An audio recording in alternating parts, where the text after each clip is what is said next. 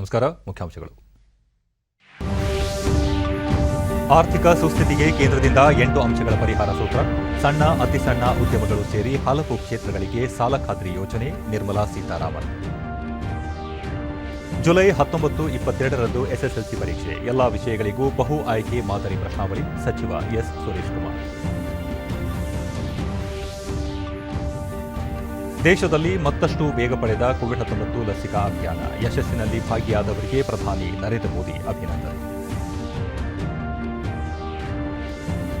ರಕ್ಷಣಾ ಕ್ಷೇತ್ರದಲ್ಲಿ ರಸ್ತೆಗಳ ಪಾತ್ರ ಮಹತ್ವದ್ದು. ಸರ್ಕಾರದಿಂದ ಯೋಧರಿಗೆ ಎಲ್ಲ ರೀತಿಯ ನೆರವು. ಸಚಿವ ರಾಜನಾಥ್ ಸಿಂಗ್.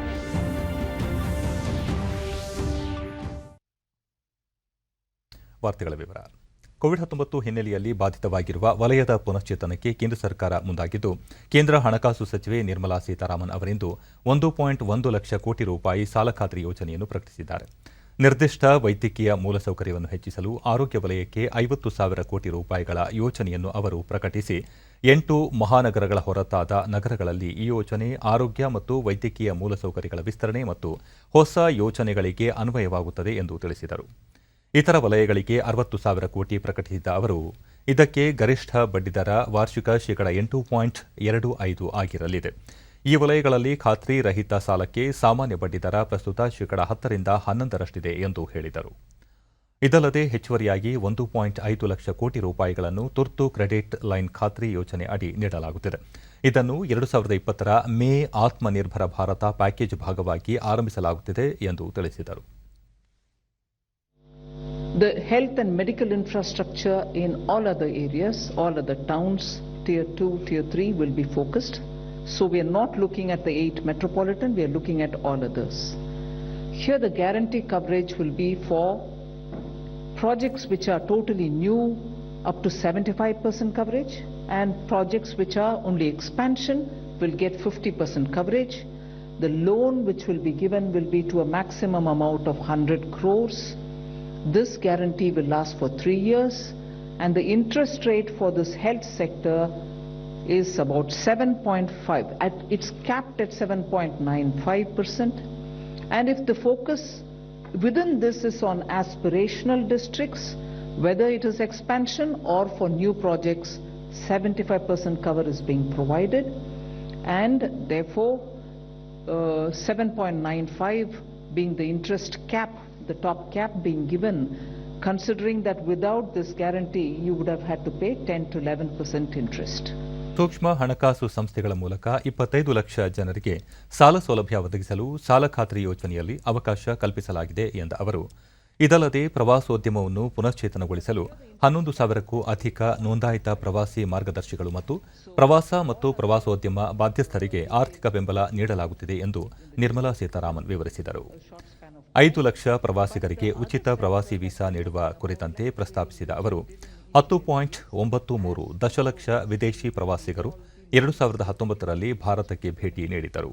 ಪ್ರತಿ ವಿದೇಶಿ ಪ್ರವಾಸಿಗರ ಸರಾಸರಿ ದೈನಿಕ ವಾಸ್ತವ್ಯ 21 ದಿನವಾಗುತ್ತದೆ. ದೈನಿಕ ಸರಾಸರಿ ವೆಚ್ಚ 2,400 ರೂಪಾಯಿಗಳಾಗುತ್ತವೆ ಎಂದು ಅವರು ವಿವರ ನೀಡಿದರು. ಹೀಗಾಗಿ ಮತ್ತೆ ವೀಸಾ ನೀಡಿಕೆ ಪುನರಾರಂಭಗೊಂಡರೆ ಕ್ಷೇತ್ರಕ್ಕೆ ಚೈತನ್ಯ ದೊರಕಲಿದೆ. ಮೊದಲಿಗೆ 5 ಲಕ್ಷ ಪ್ರವಾಸಿ ವೀಸಾವನ್ನು ಉಚಿತವಾಗಿ ನೀಡಲಾಗುವುದು ಎಂದು ತಿಳಿಸಿದರು. ಆತ್ಮನಿರ್ಭರ ಭಾರತ ರೋಜ್ಗಾರ್ ಯೋಜನೆಯ ವಿಸ್ತರಣೆ ಹಾಗೂ ಈಗಾಗಲೇ ಪ್ರಕಟಿಸಲಾಗಿರುವ ಡಿಎಪಿ ಹಾಗೂ ಪಿ ಮತ್ತು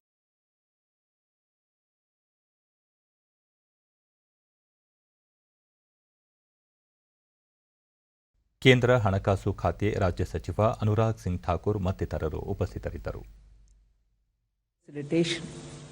This institution has established 75 farmer producer organizations already in the region, and it's also credited with having 13 GI crops registered for the GIs receiving patents. Now this institution is getting a 77.45 crore infusion as a revival package so that financial restructuring can be done, infusion of funds help them, and they can also prepare such business plans to give 10 to 15% more price to farmers by bypassing middlemen because of the July 19 ಮತ್ತು 22ರಂದು SSLC ಪರೀಕ್ಷೆ ನಡೆಸಲು ನಿರ್ಧರಿಸಲಾಗಿದೆ ಎಂದು ಶಿಕ್ಷಣ ಸಚಿವ S Suresh Kumar ಬೆಂಗಳೂರಿನಲ್ಲಿ ಇಂದು ತಿಳಿಸಿದ್ದಾರೆ. ಹಿರಿಯ ಅಧಿಕಾರಿಗಳೊಂದಿಗೆ ಸಭೆ ನಡೆಸಿದ ಬಳಿಕ ಸುದ್ದಿಗೋಷ್ಠಿಯಲ್ಲಿ ಅವರು ಜುಲೈ 19ರಂದು ಗಣಿತ, ವಿಜ್ಞಾನ ಹಾಗೂ ಸಮಾಜ ವಿಜ್ಞಾನ ಪರೀಕ್ಷೆ ನಡೆಯಲಿದ್ದು 22ರಂದು ಭಾಷಾ ವಿಷಯಗಳ ಪರೀಕ್ಷೆ ನಡೆಸಲು ತೀರ್ಮಾನಿಸಲಾಗಿದೆ. ಎಲ್ಲಾ ವಿಷಯಗಳಿಗೂ ಬಹು ಆಯ್ಕೆ ಮಾದರಿ ಪ್ರಶ್ನೆ ಪತ್ರಿಕೆ ಇರಲಿದೆ ಎಂದು ಮಾಹಿತಿ ನೀಡಿದರು. ಈ ಬಾರಿ ಪರೀಕ್ಷೆಗೆ 8.76 ಲಕ್ಷಕ್ಕೂ ಅಧಿಕ ವಿದ್ಯಾರ್ಥಿಗಳು ಹಾಜರಾಗಲಿದ್ದಾರೆ. ಒಂದು ಕೊಠಡಿಯಲ್ಲಿ 12 ವಿದ್ಯಾರ್ಥಿಗಳಿಗೆ ಮಾತ್ರ ಅವಕಾಶ ನೀಡಲಾಗಿದ್ದು, ವ್ಯಕ್ತಿಗತ ಅಂತರ ಕಾಪಾಡಿಕೊಳ್ಳುವುದರ ಜೊತೆಗೆ ಸ್ಯಾನಿಟೈಸರ್ ಮತ್ತು ಮಾಸ್ಕ್ ವಿತರಿಸಲಾಗುವುದು.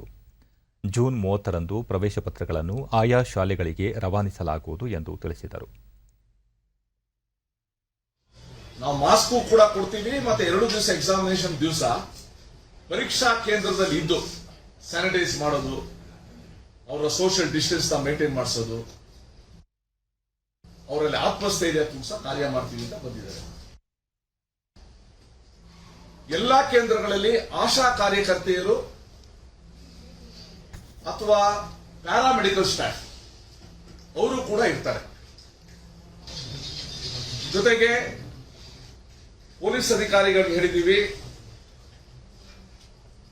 ನಮ್ಮ ಎಸ್ಎಸ್ಎಲ್ಸಿ ಪತ್ರಿಕೆಗಳೇನಿದೆ ಅದು ಟ್ರೆಜರಿಯಿಂದ ಎಕ್ಸಾಮಿನೇಷನ್ ಸೆಂಟರ್ಸ್ಗೆ ಬರೋದು ಮತ್ತೆ ಉತ್ತರ ಪತ್ರಿಕೆನ ತಗೊಂಡೋದಕ್ಕೆ ಸರಿಯಾದ ಬಂದೋಬಸ್ತ್ ವ್ಯವಸ್ಥೆ ಮಾಡಬೇಕು ಅಂತ ಎಲ್ಲ ಸೆಂಟರ್ಸ್ ಅಲ್ಲಿ ಪೊಲೀಸ್ ಸಿಬ್ಬಂದಿ ಇರ್ಬೋದು, ಆರೋಗ್ಯ ಇಲಾಖೆಯ ಸಿಬ್ಬಂದಿ ಇರ್ಬೋದು, ಇನ್ವಿಜಿಲೇಟರ್ಸ್ ಇರ್ಬೋದು. ನಮ್ಮ ಪರೀಕ್ಷೆ 10:00ವರೆಗೆ ಪ್ರಾರಂಭ ಆದರೂ ಕೂಡ ಅವರೆಲ್ಲರೂ ಕೂಡ ಕೇಂದ್ರವಾಗಿ 8:00ವರೆಗೆ ಬರಬೇಕು ಅಂತ ಹೇಳಿದ್ರು. 8:30. ಕೋವಿಡ್ ಸೋಂಕಿತ ವಿದ್ಯಾರ್ಥಿಗಳು ಪರೀಕ್ಷೆ ಬರೆಯಲು ಬಯಸಿದರೆ ಪ್ರತ್ಯೇಕ ಕೊಠಡಿಯಲ್ಲಿ ಅನುವು ಮಾಡಿಕೊಡಲಾಗುವುದು. ಪರೀಕ್ಷಾ ಕೇಂದ್ರಗಳಲ್ಲಿ ಪ್ಯಾರಾಮೆಡಿಕಲ್ ಸಿಬ್ಬಂದಿ, ಆಶಾ ಕಾರ್ಯಕರ್ತೆಯರು ಮತ್ತು ಪೊಲೀಸ್ ಸಿಬ್ಬಂದಿಯ ನೆರವಿನೊಂದಿಗೆ ಪರೀಕ್ಷೆ ನಡೆಯಲಿದೆ ಎಂದರು. ಈ ಮಧ್ಯೆ ದ್ವಿತೀಯ ಪಿಯುಸಿ ಫಲಿತಾಂಶ ಜುಲೈ 2ನೇ ವಾರದಲ್ಲಿ ಪ್ರಕಟವಾಗಲಿದ್ದು, ಪಾರದರ್ಶಕತೆಯಿಂದ ಕೂಡಿರಲಿದೆ ಎಂದರು.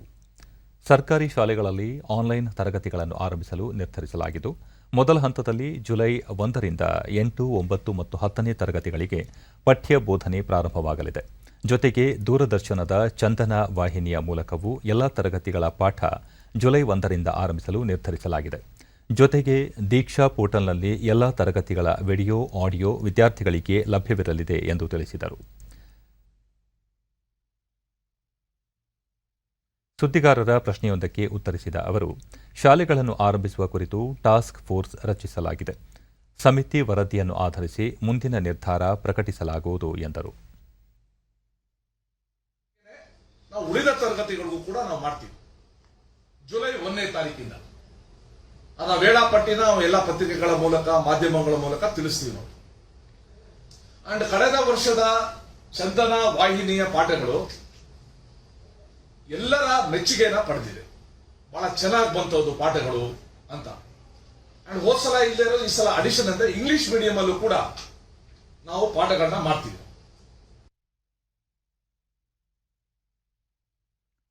ರಾಜ್ಯದ ಮೈಸೂರು, ದಕ್ಷಿಣ ಕನ್ನಡ, ಹಾಸನ, ಕೊಡಗು ಜಿಲ್ಲೆಗಳನ್ನು ಹೊರತುಪಡಿಸಿ ಉಳಿದೆಡೆ ಕೊರೋನಾ ಸೋಂಕಿನ ಪಾಸಿಟಿವಿಟಿ ದರ 5% ಕಡಿಮೆ ಇದೆ. ಸೋಂಕು ನಿರ್ವಹಣೆಗೆ ಕಠಿಣ ಕ್ರಮಗಳನ್ನು ಕೈಗೊಳ್ಳಲಾಗಿದ್ದು, ಮುಂದಿನ ದಿನಗಳಲ್ಲಿ ಸೋಂಕು ಮತ್ತಷ್ಟು ಇಳಿಕೆಯಾಗುವ ನಿರೀಕ್ಷೆ ಇದೆ ಎಂದು ಆರೋಗ್ಯ ಮತ್ತು ವೈದ್ಯಕೀಯ ಶಿಕ್ಷಣ ಸಚಿವ ಡಾ ಕೆ ಸುಧಾಕರ್ ತಿಳಿಸಿದ್ದಾರೆ. ಬೆಂಗಳೂರಿನಲ್ಲಿ ಇಂದು ಸುದ್ದಿಗೋಷ್ಠಿಯಲ್ಲಿ ಅವರು, ಪ್ರತಿದಿನ ರಾಜ್ಯಾದ್ಯಂತ 1.5 ಲಕ್ಷ ಪರೀಕ್ಷೆ ಮಾಡಲಾಗುತ್ತಿದ್ದು, ಡಿಆರ್ಡಿಒ ಅಭಿವೃದ್ಧಿಪಡಿಸಿರುವ 2 ಡಿಜಿ ಔಷಧಿಯನ್ನು ರೆಡ್ಡೀಸ್ ಲ್ಯಾಬೊರೇಟರೀಸ್ನಿಂದ ಖರೀದಿಸಲು ನಿರ್ಧರಿಸಲಾಗಿದೆ. 3ನೇ ಅಲೆಗೂ ಮುನ್ನ ಈ ಔಷಧಿಯನ್ನು ದಾಸ್ತಾನು ಮಾಡಲಾಗುತ್ತಿದೆ ಎಂದರು. ಎಂಬಿಬಿಎಸ್ ಪೂರೈಸಿದವರು ಕಡ್ಡಾಯವಾಗಿ 1 ವರ್ಷ ಸರ್ಕಾರಿ ಆಸ್ಪತ್ರೆಗಳಲ್ಲಿ ಸೇವೆ ಸಲ್ಲಿಸಬೇಕಾಗಿದ್ದು, ಈ ಕುರಿತ ಸುಪ್ರೀಂ ಕೋರ್ಟ್ ನೀಡಿರುವ ಆದೇಶವನ್ನು ಚಾಚೂ ತಪ್ಪದೆ ಜಾರಿಗೊಳಿಸಲಾಗುತ್ತಿದೆ. ಇದುವರೆಗೆ 1,740 ವೈದ್ಯರ ನೇಮಕಾತಿ ಮಾಡಲಾಗಿದ್ದು, 18 ಸರ್ಕಾರಿ ವೈದ್ಯಕೀಯ ಕಾಲೇಜುಗಳಲ್ಲಿ 1,001 ಎಂಬಿಬಿಎಸ್ ಪೂರೈಸಿದ ವೈದ್ಯರನ್ನು ತಾತ್ಕಾಲಿಕ ನೇಮಕಾತಿ ಮಾಡಿಕೊಳ್ಳಲಾಗಿದೆ. ಅಲ್ಲದೆ ಜಿಲ್ಲಾ ಮತ್ತು ತಾಲೂಕು ಆಸ್ಪತ್ರೆಯ ಐಸಿಯುನಲ್ಲಿ ತಜ್ಞ ವೈದ್ಯರೊಂದಿಗೆ ಸೇವೆ ಸಲ್ಲಿಸಲು 666 ವೈದ್ಯರು, ರಾಷ್ಟ್ರೀಯ ಆರೋಗ್ಯ ಅಭಿಯಾನದಡಿ 348, ಸಮುದಾಯ ಆರೋಗ್ಯ ಕೇಂದ್ರಗಳಲ್ಲಿ 90 ವೈದ್ಯರು ಸೇರಿ ಒಟ್ಟು 2,108 ಖಾಲಿ ಹುದ್ದೆಗಳಲ್ಲಿ 2,053 ವೈದ್ಯರ ಹುದ್ದೆಗಳನ್ನು ಭರ್ತಿ ಮಾಡಲಾಗಿದೆ ಎಂದು ತಿಳಿಸಿದರು. 6% ಇದೆ. 95% ಕಂಪ್ಲೀಟ್ಲಿ ರಿಕವರ್ ಆಗಿದ್ದಾರೆ ಕೋವಿಡ್ ಎರಡನೇ ಅಲೆಯಿಂದ. So it is a very good sign. ಅದೇ ರೀತಿ ನಮ್ಮಲ್ಲಿ ಕಳೆದ ಒಂದು ವಾರದಿಂದ ಆವರೇಜ್ ನೋಡಿದ್ರೆ 2.62% ಪಾಸಿಟಿವಿಟಿ ಇದೆ. 2.62%. 4 ಜಿಲ್ಲೆ ಮಾತ್ರ 5%ಗಿಂತ ಹೆಚ್ಚಿರುವಂಥದ್ದು ತಮಗೆ ಗೊತ್ತಿದೆ. ಅದು ಕೊಡಗು, ಮೈಸೂರು, ಹಾಸನ ಮತ್ತು ದಕ್ಷಿಣ ಕನ್ನಡ. ಈ 4 ಜಿಲ್ಲೆಗಳು ಮಾತ್ರ ಹೆಚ್ಚಿದೆ. ಅದೇ ರೀತಿ ಇಡೀ ದೇಶದಲ್ಲಿ ಉತ್ತರ ಪ್ರದೇಶ, ಮಹಾರಾಷ್ಟ್ರ ಬಿಟ್ಟರೆ 3 ಕೋಟಿ ಸಪೋರ್ಟ್. ಅದೇ ರೀತಿ ಇಡೀ ದೇಶದಲ್ಲಿ ಉತ್ತರ ಪ್ರದೇಶ, ಮಹಾರಾಷ್ಟ್ರ ಬಿಟ್ಟರೆ 3,36,00,000 ಹೆಚ್ಚಿದೆ. ಹೆಚ್ಚಿರುವಂಥದ್ದು ತಮಗೆ ಗೊತ್ತಿದೆ. ಅದು ಕೊಡಗು, ಮೈಸೂರು, ಹಾಸನ ಮತ್ತು ದಕ್ಷಿಣ. ನೀತಿ ಆಯೋಗದ ಸಮಾಲೋಚಕರಾದ ಸಂಯುಕ್ತ ಸಮಂದಾರ್ ನೇತೃತ್ವದ ನಿಯೋಗ ಇಂದು ಎಸ್ಡಿಜಿ ಇಂಡಿಯಾ ಇಂಡೆಕ್ಸ್ 2021 ಸರ್ಕಾರದ ಮುಖ್ಯ ಕಾರ್ಯದರ್ಶಿ ಪಿ ರವಿಕುಮಾರ್ ಅವರಿಗೆ ಸಲ್ಲಿಸಿತು. ಕರ್ನಾಟಕದ ಸುಸ್ಥಿರ ಅಭಿವೃದ್ಧಿ ಗುರಿ ಸೂಚ್ಯಂಕಗಳ ಪ್ರಗತಿಯನ್ನು ಇನ್ನಷ್ಟು ಸುಧಾರಿಸಲು ಹಾಗೂ ಇತರ ರಾಜ್ಯಗಳಲ್ಲಿ ಆಗುತ್ತಿರುವ ಉತ್ತಮ ಯೋಜನೆಗಳು ಮತ್ತು ಸಾಧನೆಗಳ ಬಗ್ಗೆ ಸಭೆಯಲ್ಲಿ ಚರ್ಚಿಸಲಾಯಿತು. ಕರ್ನಾಟಕ ರಾಜ್ಯವು ಎಸ್ಡಿಜಿ ಇಂಡಿಯಾ ಇಂಡೆಕ್ಸ್ 2021ರಲ್ಲಿ 72 ಅಂಕವನ್ನು ಪಡೆದು ಹಿಂದಿನ ವರ್ಷದ ಅಂಕಗಳಿಗಿಂತ ಹೆಚ್ಚುವರಿ 6 ಅಂಕಗಳ ಪ್ರಗತಿಯನ್ನು ಸಾಧಿಸಿದೆ. ರಾಷ್ಟ್ರದಲ್ಲಿ 75 ಅಂಕಗಳನ್ನು ಪಡೆಯುವ ಮೂಲಕ ಕೇರಳ ಮೊದಲ ಸ್ಥಾನದಲ್ಲಿ ಇದ್ದರೆ 74 ಅಂಕಗಳನ್ನು ಗಳಿಸಿರುವ ಹಿಮಾಚಲ ಪ್ರದೇಶ ಮತ್ತು ತಮಿಳುನಾಡು 2ನೇ ಸ್ಥಾನದಲ್ಲಿ ಇವೆ. ಹಾಗೆಯೇ 72 ಅಂಕಗಳೊಂದಿಗೆ ಕರ್ನಾಟಕ, ಆಂಧ್ರಪ್ರದೇಶ, ಗೋವಾ ಮತ್ತು ಉತ್ತರಾಖಂಡ ರಾಜ್ಯಗಳು 3ನೇ ಸ್ಥಾನದಲ್ಲಿ ಇವೆ. ಭಾರತದ ಲಸಿಕಾ ಅಭಿಯಾನವನ್ನು ಮುನ್ನಡೆಸುತ್ತಿರುವ ಎಲ್ಲರಿಗೂ ಪ್ರಧಾನಿ ನರೇಂದ್ರ ಮೋದಿ ಅಭಿನಂದನೆ ಸಲ್ಲಿಸಿದ್ದಾರೆ. ಭಾರತ ಲಸಿಕೆ ನೀಡಿಕೆಯಲ್ಲಿ ಅಮೆರಿಕಗಿಂತ ಮುನ್ನಡೆ ಸಾಧಿಸಿರುವ ಸಂದರ್ಭದಲ್ಲಿ ಟ್ವೀಟ್ ಮಾಡಿರುವ ಅವರು, ಭಾರತದ ಲಸಿಕಾ ಅಭಿಯಾನ ವೇಗ ಪಡೆದುಕೊಳ್ಳುತ್ತಿದೆ. ಈ ಪ್ರಯತ್ನವನ್ನು ಮುನ್ನಡೆಸುತ್ತಿರುವ ಎಲ್ಲರಿಗೂ ಅಭಿನಂದನೆಗಳು ಎಂದು ತಿಳಿಸಿದ್ದಾರೆ. ದೇಶದ ಪ್ರತಿಯೊಬ್ಬರಿಗೂ ಉಚಿತವಾಗಿ ಲಸಿಕೆಯನ್ನು ನೀಡುವ ಬದ್ಧತೆಯನ್ನು ಪ್ರಧಾನಿ ಪುನರುಚ್ಚರಿಸಿದ್ದಾರೆ.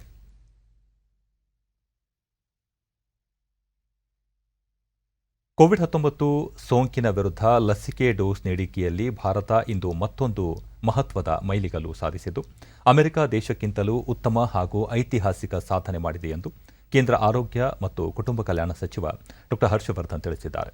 ದೆಹಲಿಯ ನಿರ್ಮಾಣ ಭವನದಲ್ಲಿ ಇಂದು ಸಚಿವರುಗಳ ಗುಂಪಿನ 29ನೇ ಸಭೆಯ ಅಧ್ಯಕ್ಷತೆ ವಹಿಸಿ ಅವರು, ದೇಶದಲ್ಲಿ ಈವರೆಗೆ 18 ವರ್ಷ ಮೇಲ್ಪಟ್ಟ ವಯೋಮಾನದ 32,36,63,297 ಡೋಸ್ ಲಸಿಕೆಯನ್ನು ದೇಶವಾಸಿಗಳಿಗೆ ನೀಡಲಾಗಿದೆ.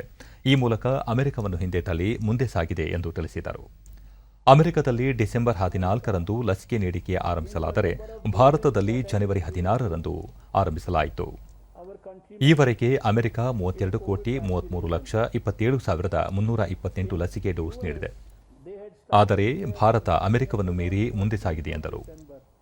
ಇಂದು ಬೆಳಗ್ಗೆ 8 ಗಂಟೆಯವರೆಗೆ ಯುನೈಟೆಡ್ ಕಿಂಗ್ಡಮ್ 7,74,74,990 ಲಸಿಕೆ ಡೋಸ್ ನೀಡಿದ್ದಾರೆ. ಇಟಲಿ 4,96,50,721 ಲಸಿಕೆ ಡೋಸ್ ನೀಡಿದೆ. ಜರ್ಮನಿ 7,14,37,514 ಮತ್ತು ಫ್ರಾನ್ಸ್ 5,24,57,000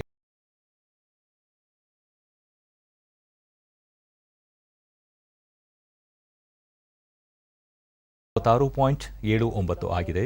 ಸಾಪ್ತಾಹಿಕ ಪಾಸಿಟಿವಿಟಿ ದರ 2.81 ಆಗಿದ್ದರೆ ದೈನಿಕ ಪಾಸಿಟಿವಿಟಿ ದರ 2.94 ಆಗಿದ್ದು, ಪ್ರತಿಶತ 5ಕ್ಕಿಂತ ತುಂಬಾ ಕಡಿಮೆ ಇದೆ ಎಂದರು. ಈ ಮಧ್ಯೆ ಕೊರೋನಾ ಸೋಂಕಿನ ಹೊಸ ರೂಪಾಂತರಿ ಡೆಲ್ಟಾ ಪ್ಲಸ್ ಈಗ ಕಾಳಜಿಯ ವಿಷಯವಾಗಿದೆ. ದೇಶದ 12 ರಾಜ್ಯಗಳಲ್ಲಿ ಈ ಹೊಸ ರೂಪಾಂತರಿ ವೈರಾಣು ಕಾಣಿಸಿಕೊಂಡಿದ್ದು, ಎಲ್ಲ ರಾಜ್ಯಗಳಲ್ಲಿ ವಿಶೇಷ ನಿಗಾ ಇಡಲಾಗಿದೆ ಎಂದು ಹರ್ಷವರ್ಧನ್ ತಿಳಿಸಿದರು. ವಿಜ್ಞಾನಿಗಳು ಪ್ರಸ್ತುತ ಈ ಹೊಸ ರೂಪಾಂತರಿಯ ಪ್ರಸರಣದ ಪ್ರಭಾವ, ರೋಗ ತೀವ್ರತೆ, ಈ ರೂಪಾಂತರಿಯನ್ನು ನಿಗ್ರಹಿಸುವಲ್ಲಿ ಲಸಿಕೆಯ ದಕ್ಷತೆ ಮೊದಲಾದ ಸಮುದಾಯ ಆರೋಗ್ಯ ವಿಚಾರಗಳ ಮೇಲೆ ಅಧ್ಯಯನ ನಡೆಸುತ್ತಿದ್ದಾರೆ ಎಂದು ಹೇಳಿದರು. 7,617 healthcare workers. Similarly, for the field level workers or the frontline workers whom we call 93,99,319 frontline workers. The country out of which 31,344 are basically rhinocerebral in nature. Those 3,129 patients because of this. And in these cases, those with history of COVID are 34,940, that's about 85.5%. Those having taken steroids, the history. ಭಾರತವು ಪ್ರಧಾನಿ ನರೇಂದ್ರ ಮೋದಿ ಅವರ ನಾಯಕತ್ವದಲ್ಲಿ COVID-19 ನಿಗ್ರಹ ಲಸಿಕೆ ನೀಡಿಕೆಯಲ್ಲಿ ಅಮೆರಿಕವನ್ನು ಮೀರಿ ಸಾಗಿದೆ ಎಂದು ಕೇಂದ್ರ ವಾರ್ತಾ ಮತ್ತು ಪ್ರಸಾರ ಖಾತೆ ಸಚಿವ ಪ್ರಕಾಶ್ ಜಾವಡೇಕರ್ ಅಭಿನಂದನೆ ಸಲ್ಲಿಸಿದ್ದಾರೆ. ಮಾರಕ ಕೊರೋನಾ ವೈರಾಣು ಸಂಕ್ರಮಣ ತಡೆಯಲು ಪ್ರಮುಖ ಅಸ್ತ್ರವಾಗಿರುವ ಕೋವಿಡ್-19 ಲಸಿಕೆ ನೀಡಿಕೆಯೊಂದಿಗೆ ಭಾರತವು ಒಟ್ಟಾಗಿ ಶೀಘ್ರವೇ ಕೋವಿಡ್ ಸಾಂಕ್ರಾಮಿಕವನ್ನು ಮಣಿಸಲಿದೆ ಎಂದು ಟ್ವೀಟ್ನಲ್ಲಿ ಅವರು ತಿಳಿಸಿದ್ದಾರೆ. ಜನರು 2 ಗಜ ಅಂತರ, ಮಾಸ್ಕ್ ಧಾರಣೆಯ ಮಂತ್ರವನ್ನು ಕಡ್ಡಾಯವಾಗಿ ಪಾಲಿಸಬೇಕು ಎಂದು ಮನವಿ ಮಾಡಿದ್ದಾರೆ.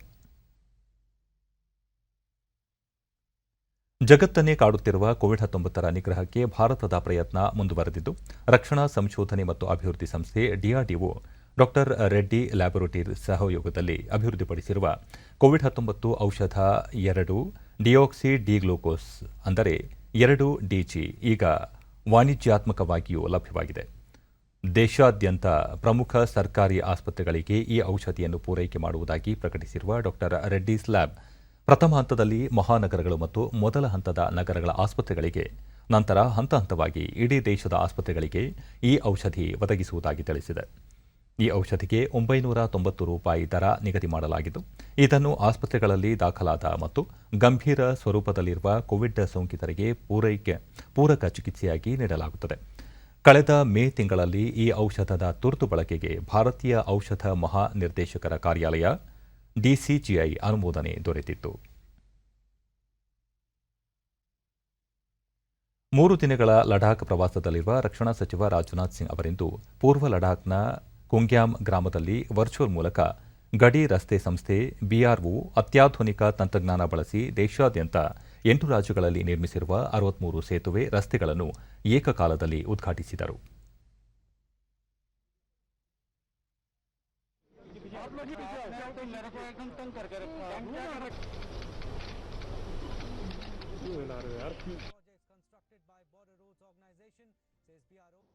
इसीलिए मैं कहता हूं कि बॉर्डर रोड ऑर्गेनाइजेशन ने कनेक्टिविटी की दृष्टि से बहुत ही महत्वपूर्ण. ನಂತರ ಅವರು ದುರ್ಗಮ ಪ್ರದೇಶಗಳಲ್ಲಿ ದೇಶದ ಗಡಿಗಳಲ್ಲಿ ರಸ್ತೆ, ಸೇತುವೆ ಸೇರಿದಂತೆ ಮೂಲಸೌಕರ್ಯ ನಿರ್ಮಾಣ ಮಾಡುತ್ತಿರುವ ಗಡಿ ರಸ್ತೆ ಸಂಸ್ಥೆ ಕಾರ್ಯ ಅಭಿನಂದನಾರ್ಹ ಎಂದರು.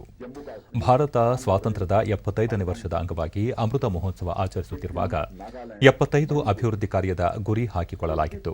ಅದರಂತೆ ಇಂದು 63 ಸೇತುವೆ, ರಸ್ತೆ ಉದ್ಘಾಟಿಸಲಾಗಿದೆ. ಕಳೆದ 10 ದಿನಗಳ ಮೊದಲು ಅಸ್ಸಾಂನ ಲಖೀಂಪುರದ ಕಿಮಿನ್ ಪುತಿನ್ ರಸ್ತೆ ಸೇರಿದಂತೆ 12 ಗಡಿ ರಸ್ತೆಗಳನ್ನು ಉದ್ಘಾಟಿಸಲಾಗಿತ್ತು. ಒಟ್ಟು 75 ಇಂತಹ ಅಭಿವೃದ್ಧಿ ಕಾರ್ಯ ಸಾಕಾರವಾಗಿದೆ ಎಂದರು. ಯಾವುದೇ ಸಮಾಜದ ಅಭಿವೃದ್ಧಿ ಸಂಪರ್ಕವನ್ನು ಆಧರಿಸುತ್ತದೆ. ಹೀಗಾಗಿ ರಾಷ್ಟ್ರದ ಅಭಿವೃದ್ಧಿಯಲ್ಲಿ ಸೇತುವೆಗಳು, ಹೆದ್ದಾರಿ, ರಸ್ತೆಗಳ ಪಾತ್ರ ಮಹತ್ವದ್ದು ಎಂದ ಅವರು, ರಾಷ್ಟ್ರದ ಸುರಕ್ಷತೆಗಳಲ್ಲಿಯೂ ರಸ್ತೆಗಳು ಪ್ರಮುಖ ಪಾತ್ರ ವಹಿಸುತ್ತವೆ ಎಂದರು. ಇಂದು ಉದ್ಘಾಟನೆಯಾದ ಸೇತುವೆಗಳ ಪೈಕಿ 11 ಲಡಾಖ್ನಲ್ಲಿದ್ದರೆ ತಲಾ 1 ಸೇತುವೆ ನಾಗಾಲ್ಯಾಂಡ್ ಮತ್ತು ಮಣಿಪುರದಲ್ಲಿ ಇವೆ. ಉಳಿದಂತೆ 4 ಜಮ್ಮು ಮತ್ತು ಕಾಶ್ಮೀರ, 3 ಹಿಮಾಚಲ ಪ್ರದೇಶದಲ್ಲಿ, 6 ಉತ್ತರಾಖಂಡದಲ್ಲಿ, 8 ಸಿಕ್ಕಿಂನಲ್ಲಿ ಹಾಗೂ 29 ಅರುಣಾಚಲ ಪ್ರದೇಶಗಳಲ್ಲಿದ್ದು, ಇವುಗಳ ಪೈಕಿ ಕೆಲವು ಸೇತುವೆಯಲ್ಲಿ ಸೇನಾಪಡೆಗಳು ಮತ್ತು ಭಾರೀ ಶಸ್ತ್ರಾಸ್ತ್ರ ವ್ಯವಸ್ಥೆಯನ್ನು ನಿರಾತಂಕವಾಗಿ ಸಾಗಬಹುದಾಗಿದೆ ಎಂದು ತಿಳಿಸಿದರು. ಸಂಪರ್ಕದಿಂದ ವಾಣಿಜ್ಯ ವ್ಯವಹಾರ, ಪ್ರವಾಸೋದ್ಯಮ ಅಭಿವೃದ್ಧಿಯಾಗಲಿದ್ದು, ಇದು ಉದ್ಯೋಗವನ್ನು ಸೃಷ್ಟಿಸುತ್ತದೆ. ಆ ಮೂಲಕ ಸಾಮಾಜಿಕ ಆರ್ಥಿಕ ಬದಲಾವಣೆಗೂ ಕಾರಣವಾಗುತ್ತದೆ ಎಂದು ರಾಜನಾಥ್ ತಿಳಿಸಿದರು. उन क्षेत्रों में रहने वाले जो लोग होते हैं उनको रोजगार के अवसर मिलते हैं, एम्प्लॉयमेंट अपॉर्चुनिटीज अपने आप वहां पर सृजित होती हैं और जिन क्षेत्रों में बनते हैं उन क्षेत्रों का सोशियो इकोनॉमिक डेवलपमेंट, सामाजिक आर्थिक विकास स्वाभाविक रूप से यह होता है. इसलिए काम बहुत ही महत्वपूर्ण है. और फोन कनेक्टिविटी है, और मुझे बताया गया केवल फोन ही नहीं बल्कि इंटरनेट कनेक्टिविटी भी यहां दी जा रही है. और मुझसे कल लेफ्टिनेंट जनरल जोशी जी चर्चा कर रहे थे. Their lives. ನಂತರ ರಕ್ಷಣಾ ಮಂತ್ರಿಯವರು ಪ್ರದೇಶದಲ್ಲಿ ನಿಯುಕ್ತರಾಗಿರುವ ಪಡೆಗಳೊಂದಿಗೆ ಸಂವಾದ ನಡೆಸಿ ಗಲ್ವಾನ್ ಕಣಿವೆಯಲ್ಲಿ ದೇಶಕ್ಕಾಗಿ ಪ್ರಾಣತ್ಯಾಗ ಮಾಡಿದ ವೀರ ಯೋಧರನ್ನು ದೇಶ ಎಂದಿಗೂ ಮರೆಯುವುದಿಲ್ಲ. ಪ್ರತಿಕೂಲ ಪರಿಸ್ಥಿತಿಯಲ್ಲೂ ಧೈರ್ಯದಿಂದ ದೇಶ ಕಾಯುವ ಯೋಧರನ್ನು ಎಷ್ಟು ಅಭಿನಂದಿಸಿದರೂ ಸಾಲದು ಎಂದರು. ಸೇನೆ ಮತ್ತು ಯೋಧರಿಂದ ದೇಶ ಸುರಕ್ಷಿತವಾಗಿದೆ. ಸರ್ಕಾರ ಸೇನೆಗೆ ಮತ್ತು ಯೋಧರಿಗೆ ಎಲ್ಲ ಅಗತ್ಯ ನೆರವು ಒದಗಿಸಲು ಬದ್ಧವಾಗಿದೆ ಎಂದು ತಿಳಿಸಿದರು. आपकी प्रतिष्ठा हिंदुस्तान वासियों के नजरों में पहले के कंपैरिजन में बढ़ी है। आपके ही कारण देश की 138 करोड़ की जनता अपने त्योहार, अपने यत्न मना पाती है, क्योंकि लोग आश्वस्त हैं कि हमारे बहादुर जवानों के कारण हमारा यह देश सुरक्षित है। सरकार की तरफ से आपको मैं यकीन दिलाना चाहता हूं कि आपके लिए जिस भी प्रकार के सहयोग की आवश्यकता होगी वह सरकार अपनी तरफ से तैयार है. ರಾಷ್ಟ್ರಪತಿ ರಾಮನಾಥ್ ಕೋವಿಂದ್ ಅವರಿಂದು ಬೆಳಗ್ಗೆ ಕಾನ್ಪುರ ರೈಲು ನಿಲ್ದಾಣದಿಂದ ವಿಶೇಷ ರೈಲಿನಲ್ಲಿ ಲಖನೌಗೆ ಪ್ರಯಾಣ ಬೆಳೆಸಿದರು. ಅವರಿಗೆ ಶಿಷ್ಟಾಚಾರದ ರೀತಿಯ ಭವ್ಯ ಬೀಳ್ಕೊಡುಗೆ ನೀಡಲಾಯಿತು. ನಂತರ ಮಧ್ಯಾಹ್ನ 12 ಗಂಟೆಯ ಹೊತ್ತಿಗೆ ಲಖನೌಗೆ ಆಗಮಿಸಿದ ರಾಷ್ಟ್ರಪತಿಯವರನ್ನು ಉತ್ತರ ಪ್ರದೇಶದ ರಾಜ್ಯಪಾಲರಾದ ಆನಂದಿಬೆನ್ ಪಟೇಲ್ ಮತ್ತು ಮುಖ್ಯಮಂತ್ರಿ ಯೋಗಿ ಆದಿತ್ಯನಾಥ್ ಮತ್ತು ಹಿರಿಯ ಅಧಿಕಾರಿಗಳು ಆತ್ಮೀಯವಾಗಿ ಸ್ವಾಗತಿಸಿದರು. ನಂತರ ರಾಜಭವನಕ್ಕೆ ರಾಷ್ಟ್ರಪತಿಯವರು ಪ್ರಯಾಣ ಬೆಳೆಸಿದರು. ಕಳೆದ 25ರಂದು ರಾಷ್ಟ್ರಪತಿಯವರು ವಿಶೇಷ ರೈಲಿನಲ್ಲಿ ದೆಹಲಿಯ ಸಫ್ದರ್ಜಂಗ್ ರೈಲು ನಿಲ್ದಾಣದಿಂದ ಕಾನ್ಪುರಕ್ಕೆ ಪ್ರಯಾಣ ಬೆಳೆಸಿದರು. ಮಾರ್ಗಮಧ್ಯೆ ಅವರು ಜಿಂಜಕ್ ರೈಲು ನಿಲ್ದಾಣದಲ್ಲಿ ಆಯ್ದ ಸಭಿಕರನ್ನುದ್ದೇಶಿಸಿ ಮಾತನಾಡಿದರು. ನಂತರ ತಮ್ಮ ಹುಟ್ಟೂರಿಗೆ ತೆರಳಿದರು. 15 ವರ್ಷಗಳ ಬಳಿಕ ಭಾರತದ ರಾಷ್ಟ್ರಪತಿಯೊಬ್ಬರು ರೈಲಿನಲ್ಲಿ ಪ್ರಯಾಣಿಸಿದ್ದು ಇದು ಐತಿಹಾಸಿಕ ಪ್ರಯಾಣವಾಗಿದೆ. ಈ ಹಿಂದೆ ಅಂದಿನ ರಾಷ್ಟ್ರಪತಿ ಡಾಕ್ಟರ್ ಎಪಿಜೆ ಅಬ್ದುಲ್ ಕಲಾಂ ಅವರು ರೈಲಿನಲ್ಲಿ ಪ್ರಯಾಣಿಸಿದ್ದರು.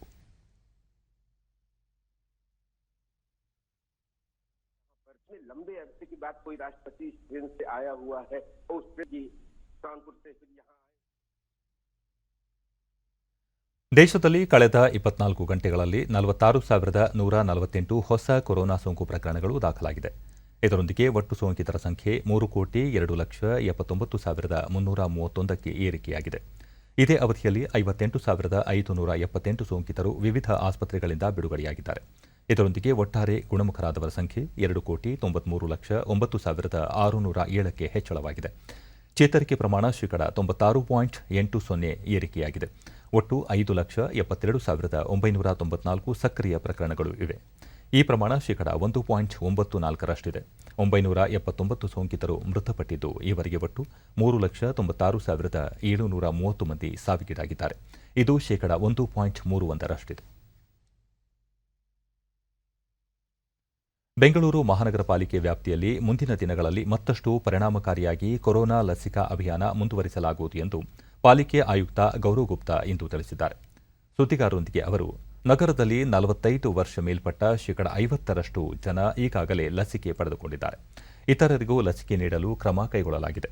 ಪ್ರಾಥಮಿಕ ಆರೋಗ್ಯ ಕೇಂದ್ರಗಳು ಹಾಗೂ ಕಚೇರಿಗಳಲ್ಲಿ ಲಸಿಕೆ ನೀಡಲಾಗುವುದು. ಜನರು ಲಸಿಕೆ ಪಡೆದಿರುವ ಕುರಿತು ಮನೆ ಮನೆಗೆ ತೆರಳಿ ಸಮೀಕ್ಷೆ ನಡೆಸಲಾಗುತ್ತಿದೆ. ಯಾವ ಪ್ರದೇಶದಲ್ಲಿ ಕಡಿಮೆ ಪ್ರಮಾಣದ ಲಸಿಕೆ ಪಡೆದಿದ್ದಾರೋ ಅಂತಹ ಸ್ಥಳಗಳಲ್ಲಿ ಲಸಿಕಾ ಕೇಂದ್ರಗಳನ್ನು ಆರಂಭಿಸಿ 18 ವರ್ಷ ಮೇಲ್ಪಟ್ಟ ಎಲ್ಲರಿಗೂ ಲಸಿಕೆ ಹಾಕಲಾಗುವುದು.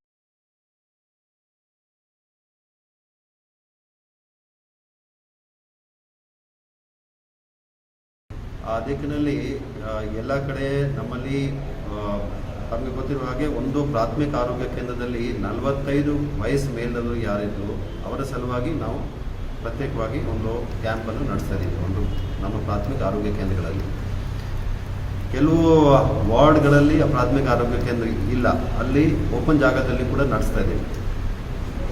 ಈ 45 ವಯಸ್ಸು ಮೇಲ್ದವರು ಯಾರಿದ್ದಾರೆ ಅವರಲ್ಲದೆ 18ರಿಂದ 44 ವಯಸ್ಸಿದ್ದವರಿಗೆ ಆಯಾದ ಕ್ಯಾಟಗರೀಸ್ನಲ್ಲಿ 30 ಕ್ಯಾಟಗರೀಸು, ಆ 30 ಕ್ಯಾಟಗರೀಸ್ನಲ್ಲಿ ಆಯಾ ಜನರಿಗೆ ನಾವು ಅಲ್ಲಲ್ಲಿ ಹೋಗಿ ಅವರ ವರ್ಕ್ ಪ್ಲೇಸ್ ಏನಿರ್ತದೋ ಅವರು ಎಲ್ಲಿ ಕೆಲಸ ಮಾಡ್ತಾರೆ ಅಲ್ಲಿ ಹೋಗಿ ವಿಶೇಷ camp.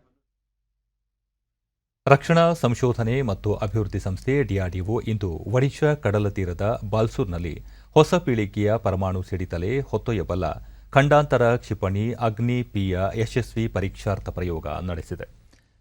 Doctor APJ Abdul Kalam ದ್ವೀಪದಿಂದ ಚಿಮ್ಮಿದ ಕ್ಷಿಪಣಿಯನ್ನು ಪೂರ್ವ ಕರಾವಳಿಯುದ್ದಕ್ಕೂ ಇರುವ ವಿವಿಧ ಟೆಲಿಮೆಟ್ರಿ ಮತ್ತು ರಾಡಾರ್ ಕೇಂದ್ರಗಳು ಪತ್ತೆ ಹಚ್ಚಿ ನಿಗಾ ವಹಿಸಿದವು. ಕ್ಷಿಪಣಿ ಟೆಕ್ಸ್ಟ್ ಬುಕ್ ಟ್ರೆಜೆಕ್ಟರಿ ಪಥವನ್ನು ಅನುಸರಿಸಿ ಅಭಿಯಾನದ ಎಲ್ಲ ಉದ್ದೇಶಗಳನ್ನು ಉನ್ನತ ಮಟ್ಟದ ನಿಖರತೆಯೊಂದಿಗೆ ಪೂರೈಸಿತು. ಅಗ್ನಿ-P ಈ ಸರಣಿಯ ಕ್ಷಿಪಣಿಗಳ ಹೊಸ ಪೀಳಿಗೆಯ ಸುಧಾರಿತ ರೂಪಾಂತರಿಯಾಗಿದೆ. ಇದು 1,000ದಿಂದ 2,000 ಕಿಲೋಮೀಟರ್ವರೆಗಿನ ವ್ಯಾಪ್ತಿಯ ಸಾಮರ್ಥ್ಯವನ್ನು ಹೊಂದಿರುವ ಕ್ಷಿಪಣಿಯಾಗಿದೆ.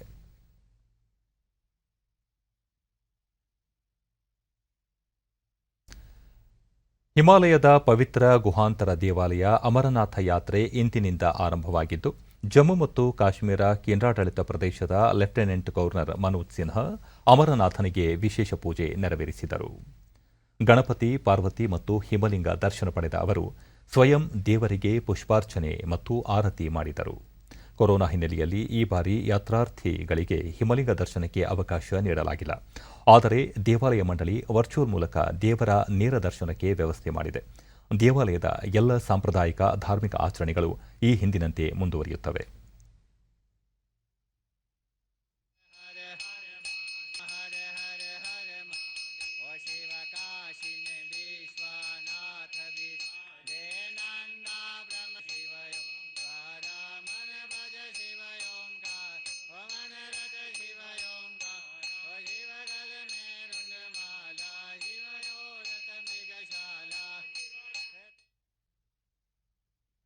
ಜಮ್ಮು ಮತ್ತು ಕಾಶ್ಮೀರದ ಪುಲ್ವಾಮಾ ಜಿಲ್ಲೆಯ ಹರಿಪರಿಗಮ್ ಗ್ರಾಮದಲ್ಲಿ ನಡೆದ ಭಯೋತ್ಪಾದಕರ ದಾಳಿಯಲ್ಲಿ ಜಮ್ಮು ಕಾಶ್ಮೀರದ ವಿಶೇಷ ಪೊಲೀಸ್ ಘಟಕದ ಮಾಜಿ ಅಧಿಕಾರಿ ಫಯಾಜ್ ಅಹಮದ್ ಮತ್ತು ಅವರ ಪತ್ನಿ ಮೃತಪಟ್ಟಿದ್ದಾರೆ. ಫಯಾಜ್ ಅಹಮದ್ ಅವರ ಮನೆಗೆ ನುಗ್ಗಿದ ಭಯೋತ್ಪಾದಕರು ಏಕಾಏಕಿ ಅವರ ಕುಟುಂಬದ ಮೇಲೆ ಗುಂಡಿನ ದಾಳಿ ನಡೆಸಿದ್ದು, ಇದರಿಂದ ಫಯಾಜ್ ಅಹಮದ್ ಅವರ ಪತ್ನಿ, ಪುತ್ರಿ ಗಂಭೀರ ಗಾಯಗೊಂಡಿದ್ದರು. ಅವರನ್ನು ಆಸ್ಪತ್ರೆಗೆ ಸಾಗಿಸಿದರೂ ಫಯಾಜ್ ಅಹಮದ್ ಮತ್ತು ಅವರ ಪತ್ನಿ ಮೃತಪಟ್ಟಿರುವುದಾಗಿ ಸ್ಥಳೀಯ ಪೊಲೀಸ್ ಅಧಿಕಾರಿಗಳು ತಿಳಿಸಿದ್ದಾರೆ. ಇದೀಗ ಭಯೋತ್ಪಾದಕರು ದಾಳಿ ನಡೆಸಿದ ಪ್ರದೇಶವನ್ನು ಪೊಲೀಸರು ಮತ್ತು ಭದ್ರತಾ ಪಡೆ ಸಿಬ್ಬಂದಿ ಸುತ್ತುವರೆದಿದ್ದು, ಶೋಧ ಕಾರ್ಯ ನಡೆಯುತ್ತಿದೆ ಎಂದು ಅಧಿಕಾರಿಗಳು ಹೇಳಿದ್ದಾರೆ.